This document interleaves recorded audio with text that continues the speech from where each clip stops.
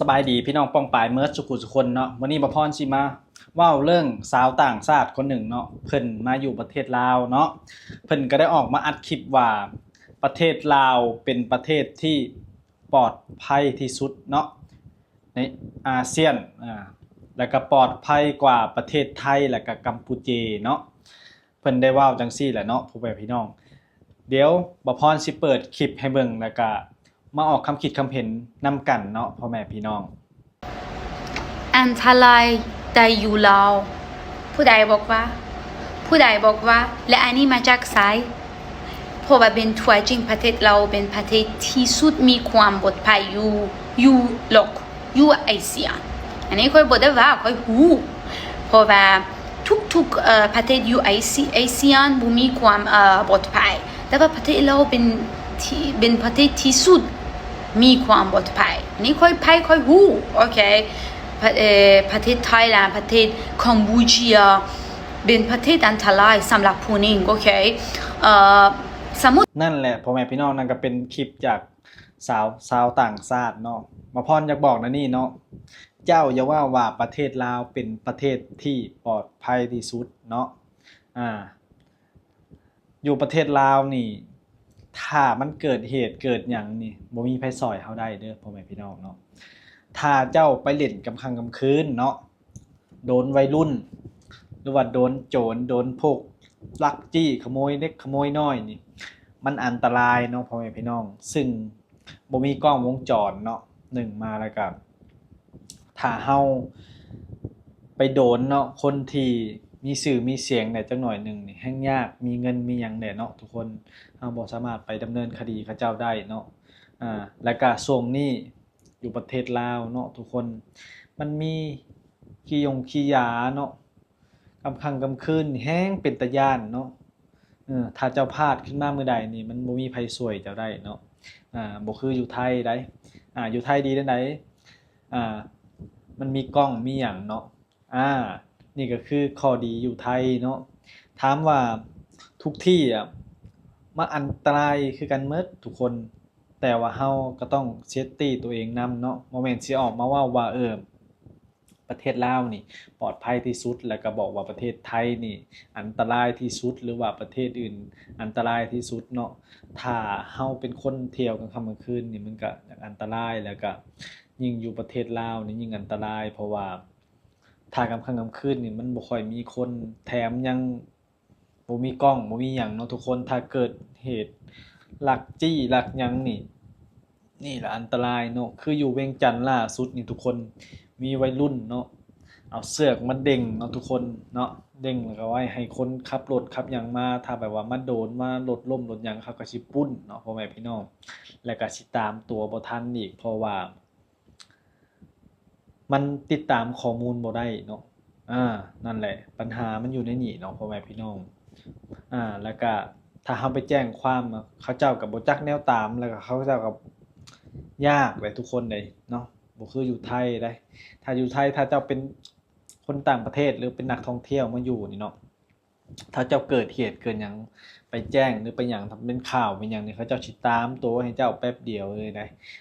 บ่ต้องเว้าเนาะเจ้าบ่ต้องแบบว่าออกมาฮ้อนเนื้อฮ้อนตัวว่าอยู่หั่นอยู่นี่เนาะปลอดภัยเนาะมันบ่สมควรเว้าไปซี้เนาะอยู่ประเทศใดมันก็เฮาก็ต้องระมัดระวังนำเนาะทุกประเทศมันก็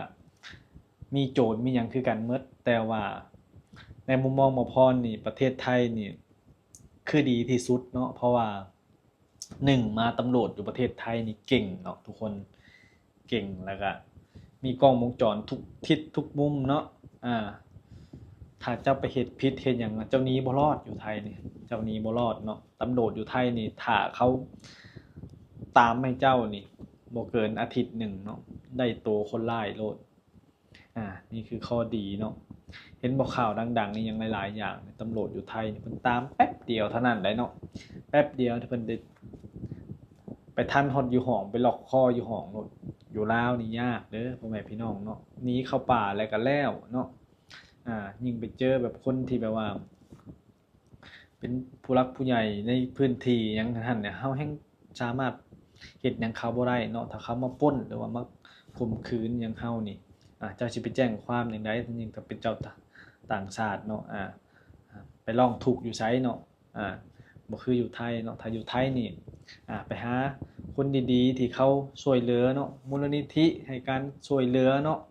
อย่างเช่นพี่กันจอมพลังนี่เนาะโอ้ยเนาะทุกคนนี่ดีแฮงดีแฮงเนาะประเทศไทยนี่ล่ะ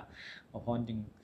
ยอมรับเนาะประเทศไทยนี่เป็นประเทศที่ดีแฮงอีหลีเด้เนาะเพิ่นให้ความช่วยเหลือเฮาพร้อมทุกด้านเนาะทุกคนถ้าเกิดเฮาเกิดอันตรายเฮาขอความช่วยเหลือจากเพิ่นก็ได้ตลอด24ชั่วโมงเนาะทุกคนถ้าเป็นอยู่ลาวนี่มันก็สิยากได้หน่อยหนึ่งเนาะทุกคนถ้าเจ้าไปโดนไปเที่ยวกลางค่ำกลางคืนนี่เนาะโดนเขาจับปล้นจับหยังเจ้าสิไปขอความช่วยเหลืออยู่ไสเนาะไปหาตำรวจเนาะเขาก็ตามยากเด้มันบ่มีกล้องบ่มีหยังหลายเนาะอย่างเช่นล่าสุดบ่พรเห็นเขาปุ้นกลางค่ำกลางคืนรถพ่อแม่พี่น้องเอ้ยขับรถมาเนาะถีบลงถนนรถถีบลงตีนถีบลงข้างทางแล้วเนาะถีบลงข้างทางแล้วก็เอามีดจี้เนาะ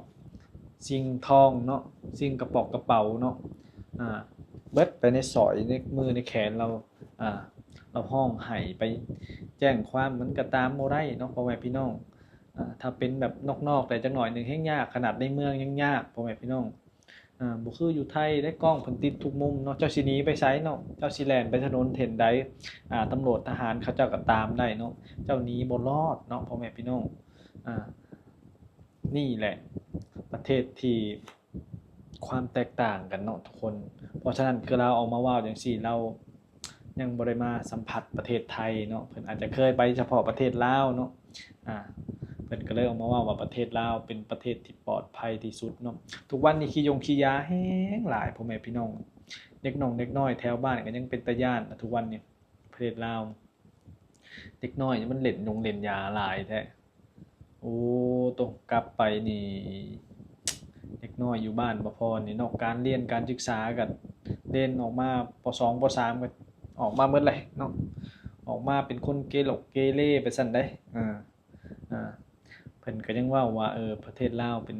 ประเทศที่ปลอดภัยกับประเทศไทยกับกัมพูเชเนาะแต่กัมพูเชบ่พรบ่ฮู้เนาะแต่บ่พรต้องฮู้แต่ว่าประเทศไทยนี่แหละปลอดภัยที่สุดแล้วเนาะถ้าเฮาบ่ไปเที่ยวกลางค่ำกลางคืนเนาะค่ำมาก็อยู่ห้องเนาะแล้วก็บ่ไปสร้างความวุ่นวายให้ผู้ใดให้บ่ให้ผู้อื่นเนาะประเทศไทยนี่น่าอยู่ที่สุดแหละสำหรับบ่พรเนาะมีหยังก็มีคนเบิ่งคนหยังให้เฮาบ่เกิดอันตรายจากเฮาหรอกยกเว้นแต่เฮาประมาทหรือว่าเฮาไปหาเรื่องคนอื่นแบบซะเนาะหรือว่าตี2ตี3เฮาไปนั่นมันเป็นเรื่องปกติอยู่แล้วมันมีแน่นอนแต่ว่าถ้า